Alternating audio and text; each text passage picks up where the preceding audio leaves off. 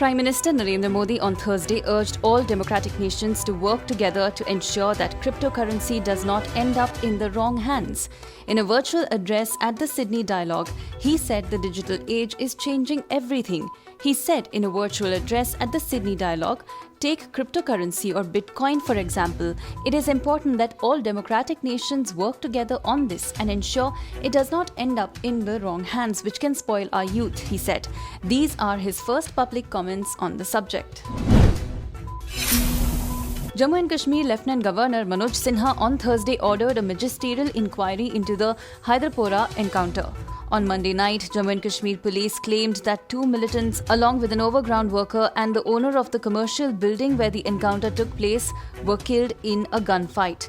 The Lieutenant Governor's office said in a Twitter post, a magisterial inquiry by officer of ADM rank has been ordered in the Hyderpora encounter. Government will take suitable action as soon as report is submitted in a time-bound manner. Jammu and Kashmir administration reiterates commitment of protecting lives of innocent civilians and it will ensure there is no injustice.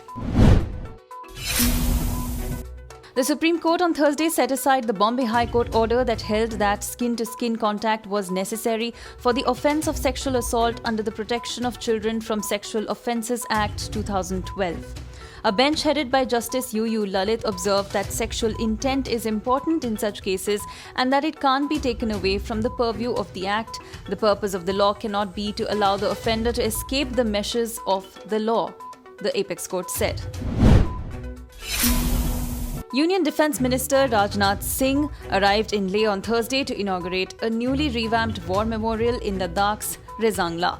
At the revamped memorial, the names of soldiers who died in the June 2020 Galwan Valley clash with the Chinese PLA have also been added. Sources said Singh is likely to have a meeting with officials of the armed forces at Leh to take stock of the border situation.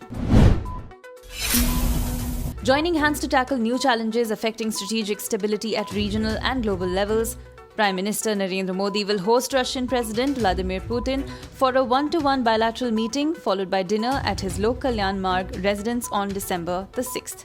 As in his previous visit to Delhi on October 5, 2018, President Putin will focus on hardcore discussions with Modi on Afghanistan, Indo-Pacific, strategic stability, climate change, Middle East and terrorism.